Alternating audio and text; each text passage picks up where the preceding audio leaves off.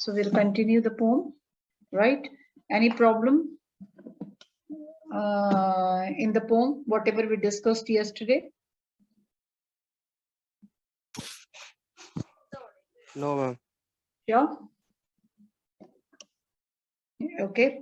So last, I think 5 lines are left, but let us recapitulate the previous parts of the poem.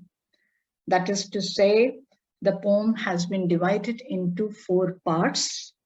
In the first part of the poem, the poet has described the significance of beautiful things given by nature. That how the beautiful things, they are the source of happiness, joy, peace, tranquility, health, comfort, etc. In the second part of the poem, the poet tries to emphasize on the fact that the humans who are indulged in their cruel and inhuman activities, and they just ignore the beautiful things, they should get closer to the nature. They should acknowledge the role, the significance of these beautiful objects, how they cheer them up, how they remove that gloominess from their life.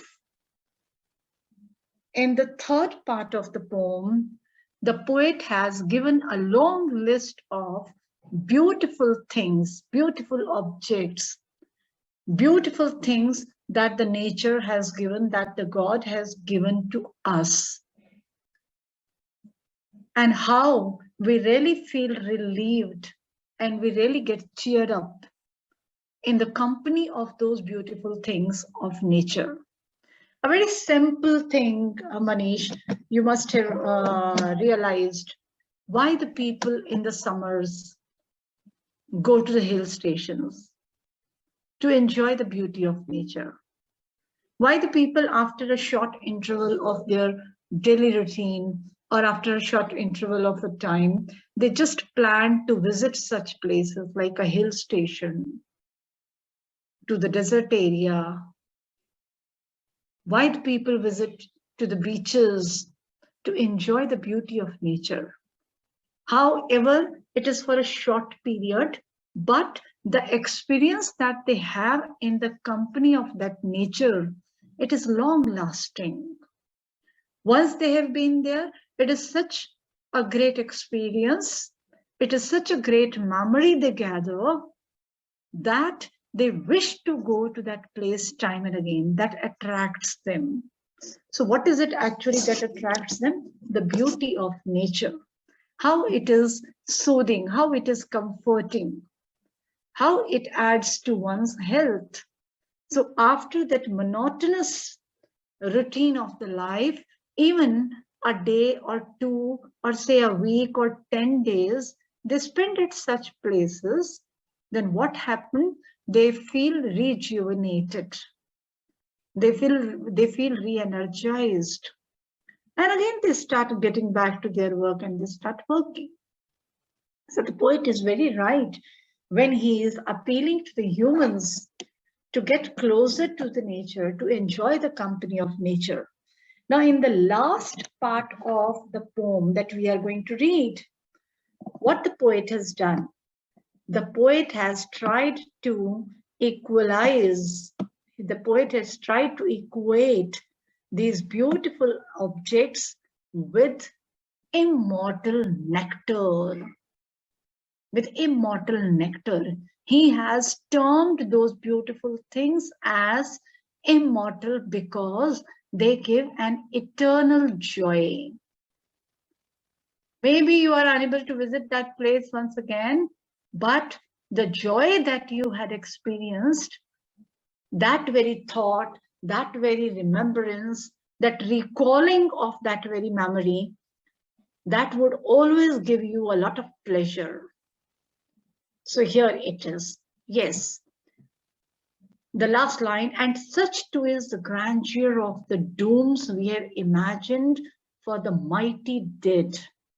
All lovely tales that we have heard or read, an endless fountain of immortal drink pouring unto us from the heaven's brink. Try to understand. And such too, he says that in the previous lines, he had talked about the beautiful objects of nature, the sun, moon, trees, the streams of water, fragrant flowers, the bushes, the plants. But he says not only that, but there is another beauty also, the beauty of the grandeur, the beauty of the dooms. Doom meaning death, but here dooms meaning the pyramids. Dooms are the ancient sepulchres where the royal dead people, our ancestors, they are buried, or the great soldiers, they are buried. So these how are these beautiful? It's not only because of their architectural beauty. The beauty is added to these sepulchres because of the people who are lying, who are buried there. So when you think of that, then also you feel happy. And we have imagined for the mighty dead, mighty and dead. Those who are dead, how can they be powerful? So this is oxymoron the poet has used here. We have imagined for the mighty dead. Mighty dead are those very powerful soldiers, those brave soldiers. Mighty here meaning brave soldiers. Those who had sacrificed themselves for the country, they are no more. But they are being buried. They are lying there in those dooms. All lovely tales that we have heard or read. These are the mighty soldiers whose stories we have read and we have heard. How their stories we have read, we have never met them, but we have read their stories, we have heard their stories.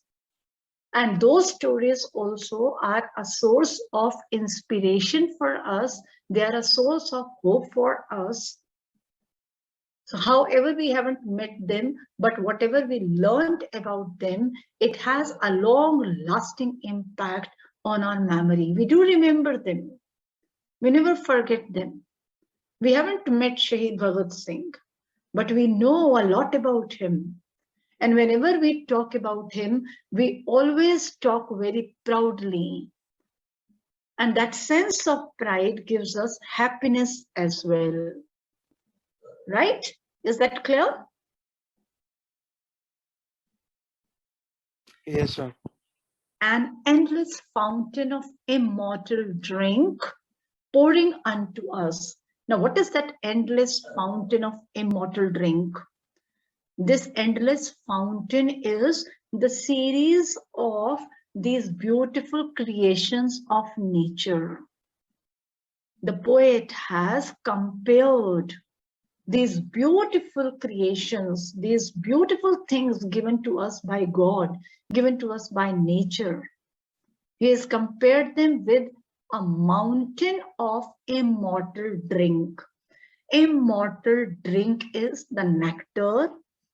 Immortal drink is what? Immortal drink is जिसको हम हिंदी में चरणामृत कहते हैं. अमृत कहते हैं ना, ये चरणामृत कहते हैं. राइट, चरणामृत को हम इमॉर्टल ड्रिंक कहते हैं, चरणामृत को हम होली वाटर कहते हैं, which is the elixir of life. It is called the elixir of life. Elixir means also charanamrit. So just as that immortal drink, just as that holy water, the holy nectar, which is pouring onto us, which is given to us from the heavens brink by the God. Similarly, these beautiful things flow like a fountain, meaning these number of innumerable beautiful things surround us like a fountain of immortal drink and immortal nectar offered to us by the God. That immortal drink is also offered by the god. What happens? Where do we get it from? We get it from the holy place, right? Why do we call it holy? It is simply a water. But why do we call it holy? Because we believe it has been given to us by God. It has been offered by God, right? So these beautiful creations, they have also been offered by God. So here in the last line, what he says, that these beautiful things offered to us or gifted to us, they have been gifted to us by nature, by God. So just as the God's immortal nectar, the God's immortal elixir, we take it with complete faith and religiously. Similarly, we must accept these beautiful things given to us by nature, by God, and by means of these beautiful things, if we are loving them, we are coming closer to nature. And when we come closer to nature, the result would be our happiness, our cheerfulness, our being relieved from the miseries of life, hopefulness, health, peace, tranquility, comfort, soothing, healing, and whatnot. Because the nature is so powerful, the nature is so strong. So there is no harm if we accept all those very beautiful objects of nature. I hope it is clear. Yes, sir. Yes. So these beautiful things, these beautiful things glorify the nature also. They are glories of nature. And if the man accepts them, man is not only coming closer to nature, but it would also be considered man's acceptance and man's gratefulness to God for the beautiful things that he is giving to the humans. Right? Yes, any doubt in the poem, you can go through and you can ask me. Yes, any problem? No, ma'am. Okay, shall we discuss the questions then? Yes, ma'am. Yes, so what are the things of beauty mentioned in the poem? Ma'am, the things of beauty which are mentioned in the poem are the sun, moon, trees old and young, sprouting a shady boon, for simple sheep, and such are daffodils. You would not say such are daffodils. You have to mention the names. Okay, so the answer would be the things of beauty mentioned in the poem are the sun, the moon, old and young trees which are sprouting, and daffodils, and the clear rills, that is the streams of water. Okay, green plants all around, and the bushes, the forests, the fragrant roses or the flowers.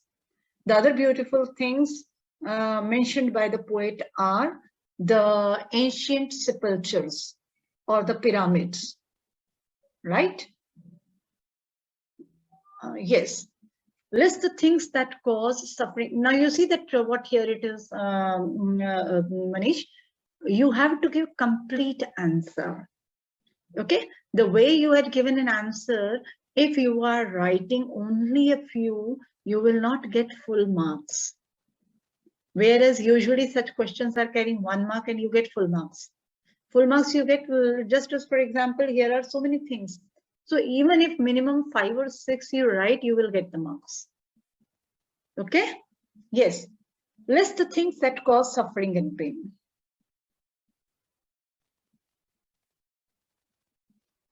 What are the things that cause suffering and pain? To the nature. No, not necessarily to the nature. In man's life, what is the cause of suffering and pain? Why the man's life is miserable? The kind of life we are living, it is not always happy life. It's not a free life. We have trapped ourselves. We have encaged ourselves Do remember, this is what the rat trap seller also said, the same thing. Yes, ma'am. Yes. The cause of our suffering and pain are the material gains, our material needs, our materialistic needs, right? The cause of human suffering and pain is the materialistic needs of the humans, due to which they indulge in evil ways, evil practices, and inhuman activities. They are so much engrossed in their materialistic gains that they just forget the nature, the significance of nature. They not only keep themselves distant from nature, rather they destroy nature for their own self motives. Is that clear? Is the answer clear? Yes, ma'am. Okay. What is the line? Therefore, are we wreathing a flowery band to bind us to earth, suggest to you?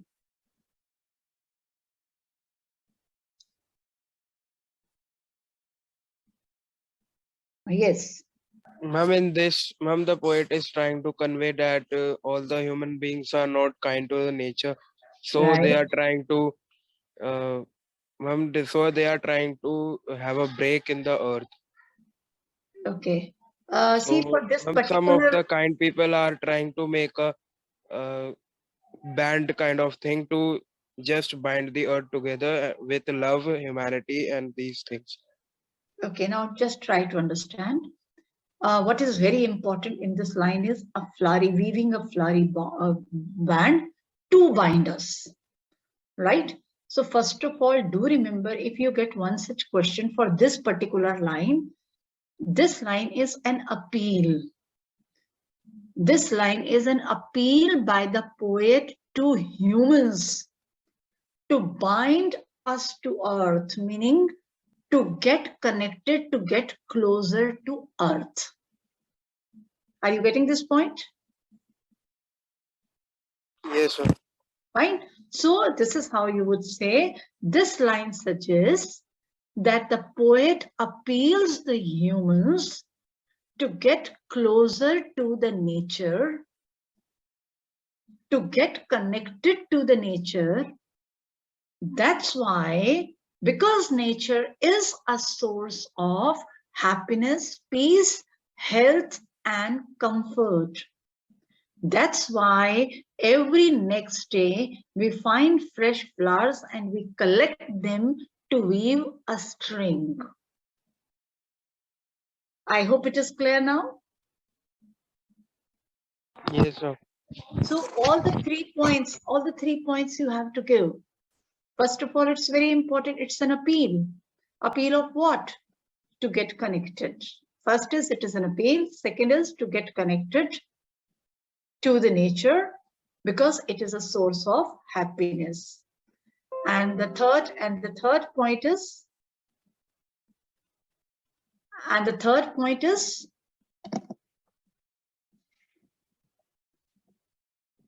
that we make a string of fresh flowers. The reason is we make the string of fresh flowers because it gives us happiness, because it is significant in our life, because they cheer us up, right? Okay. What makes human beings love life in spite of troubles and sufferings? I just gave you example just a few minutes before. What makes human beings love life in spite of troubles and sufferings?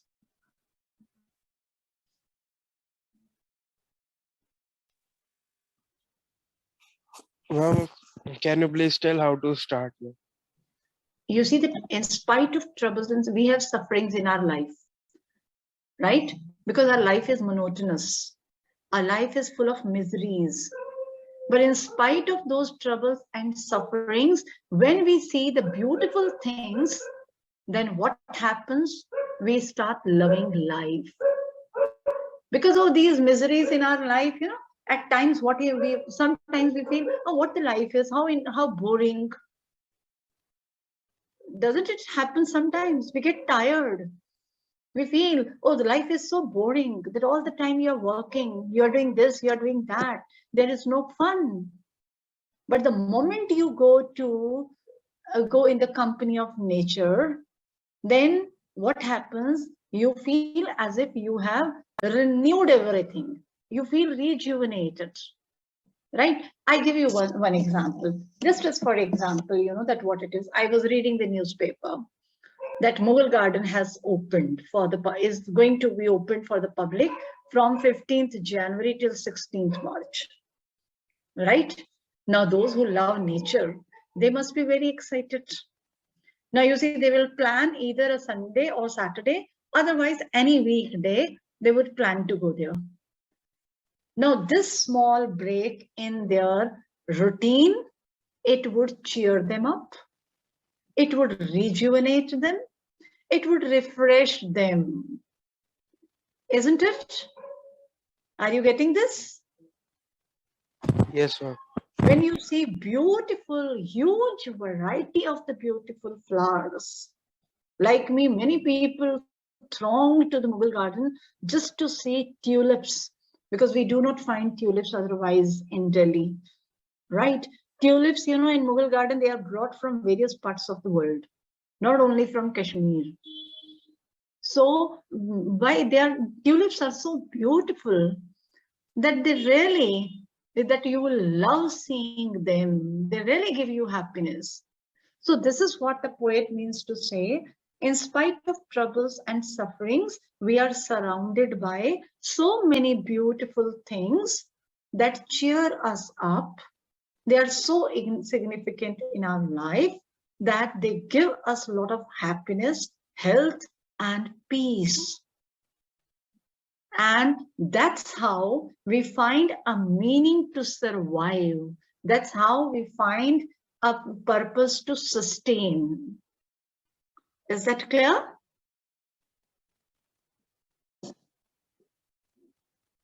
ये समझ में आया ये? Yes, ma'am, I am writing. Okay. Shall we go to the next? Why is grandeur associated with the mighty dead? And ma'am, mighty dead is for the recent people who have died for our nation's independence. No, yeah, independence or for us, yes. Why grandeur is associated with the mighty dead? Grandeur is, of course, beauty, right? But grandeur speaks of the noble deeds, the brave deeds done by these brave soldiers who are lying buried in those ancient domes, in those ancient sepulchres, pyramids. Is that clear? So there are the tales, there are the stories of these brave soldiers, these warriors who had sacrificed themselves for their country or for humans. So why grandeur is associated? Because of their brave and noble deeds they have done, as they have sacrificed themselves for their country and for humanity. Is that clear?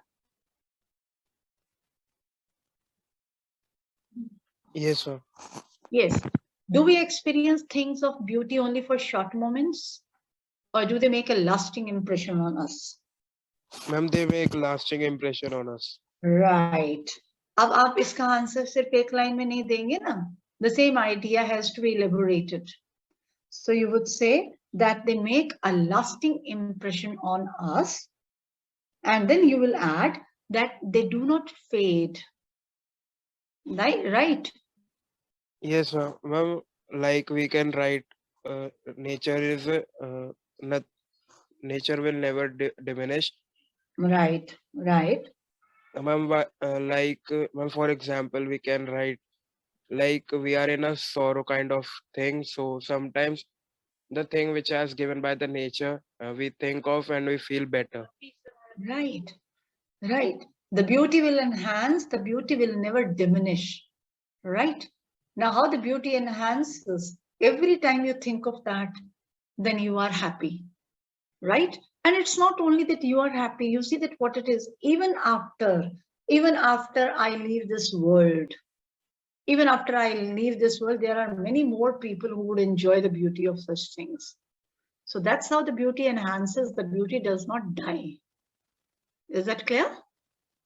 And so far Yes, sir. as the grandeur of the mighty dead is concerned, or the sepulchres are concerned, let me tell you, Taj Mahal. Taj Mahal is one such example. Ma'am, it is a doom. It is a tomb, yes, definitely. But Ma'am, it but is we have to pay for that. that is another thing. But you see that what it is, this is an ancient monument that houses where are buried the old rulers, right? But you see the grandeur of that monument. When we go there, we hear a lot many stories about them. Fine? Okay. What image does the poet use to describe the beautiful bounty of the earth?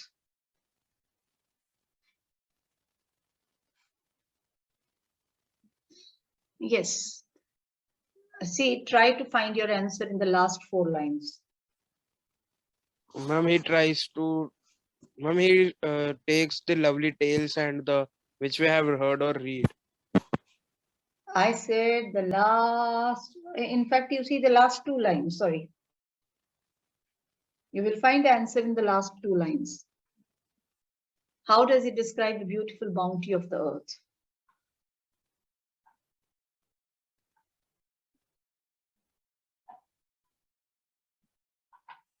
Beautiful bounty meaning the gift, the beautiful things gifted to us by God, by nature. Ma'am, the immortal drink which we are getting from God or the nature. Right, right. So what he means to say, the poet means to say, all these beautiful things, they are the gift of the God to the humans on the earth. Right? And the whole collection of, or this series of these beautiful things, they are like the fountain of that holy nectar. Right? It is just like that nectar which is immortal, and because of which we live, we survive on the earth. We long to live. We long to live. We have so many problems in our life. We have so many miseries, so many difficulties. Yet we want to live. Why? Because of so many beautiful things around us. Is that clear? Yes, sir. Yes. Now, what is important is here the poetic devices. Which poetic devices could you make out? Which poetic devices are there? Metaphor. I give you the list and you will identify. Note down alliteration, metaphor, oxymoron, imagery, and rhyme scheme. Rhyme scheme, can you make out? It won't take time.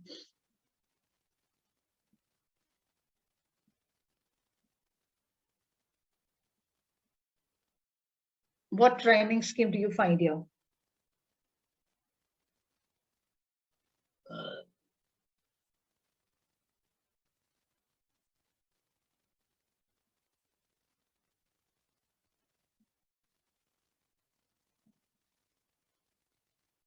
Yes, it's very simple. Ma'am, A, AB, B, AB. yes, it's going A, B throughout.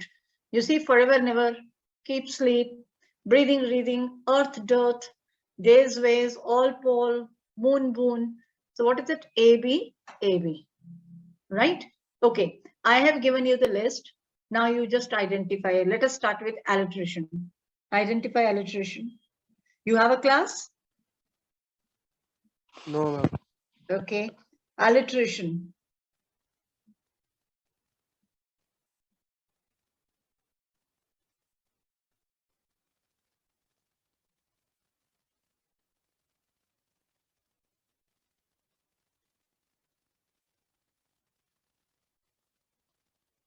Ma'am, alliteration is a thing of beauty is a joy forever. Its lovingness increases. It will never Oh, stop. where is where is alliteration here? Where is alliteration here? No. Alliteration is, you see this line, a flowery band to bind us to the earth. That is band, bind. You are forgetting, Manish. What is it?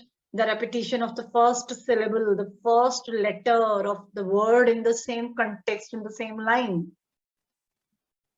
Got it? So here in this line, you see band, bind. The first letter is B. And the sound is also the same. Band, bind.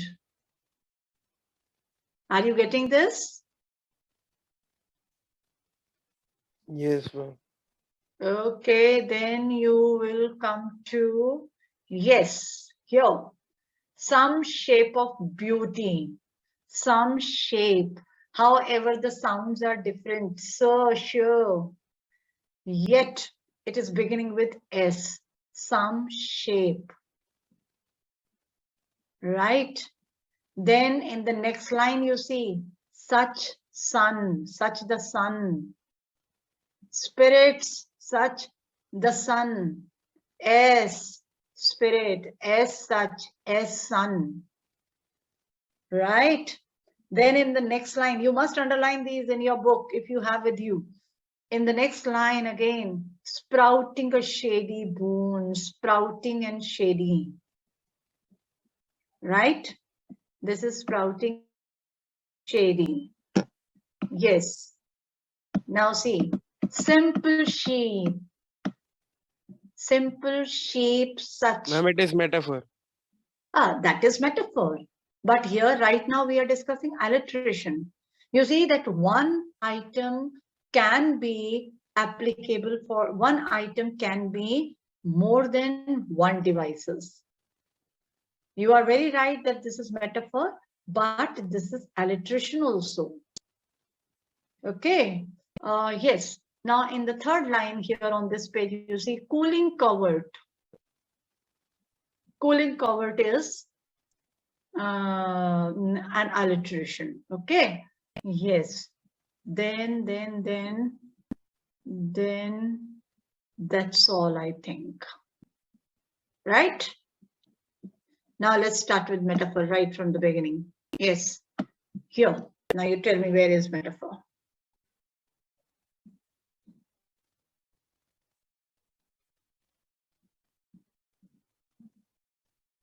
Yes.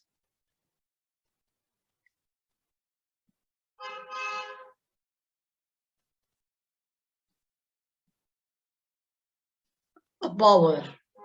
A bower quiet for us. This is metaphor. Bower is a shady place. Just as the shady place under the plants is giving you comfort, right? Give you peace. Similarly, these beautiful things also give you peace and happiness. This is what the poet wants to say. So here it is a bower, right? Then anything else? A flowery band to bind. A flowery band to bind. That flowery band is basically the means, the beautiful things are the means to connect us to the earth. Is that clear?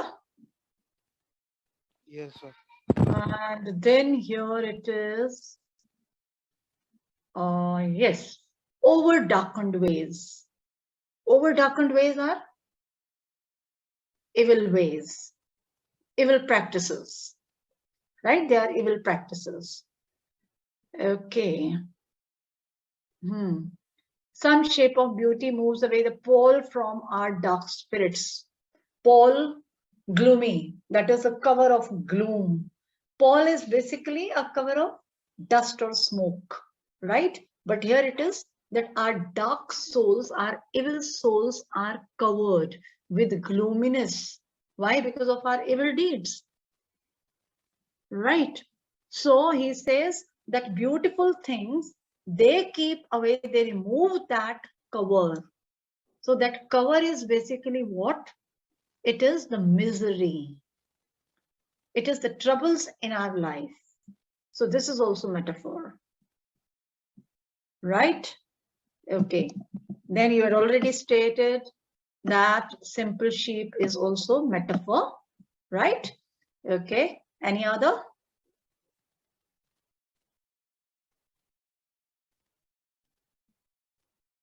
That's all. Now the next is oxymoron. Yes, ma'am. Yes, oxymoron is, we discussed mighty dead here, right? Any other oxymoron? I don't. Immortal drink. Yes? Which one? Immortal drink. Immortal drink is not oxymoron. Imagery. Immortal drink, yes. Fountain of immortal drink is imagery. Not only immortal drink, right? You made a good attempt, but it is fountain of immortal drink, right? Oxymoron is one only. All right. Now imagery. Yes.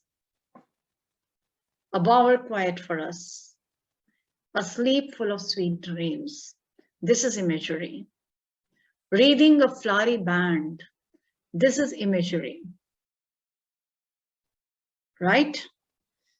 Then the sun, the moon, the trees, in particular, sprouting a shady boon. This is imagery. Daffodils with the green word. This is imagery. We visualize daffodils. Then clear rills, a cooling covert. This is imagery. Then sprinkling of fair musk rose blooms. This is imagery. Grandeur of the domes. This is imagery. Fountain of immortal drink. This is imagery. Right? Yes. Any other left? No, ma'am. So any problem, you can always share with me on the forum.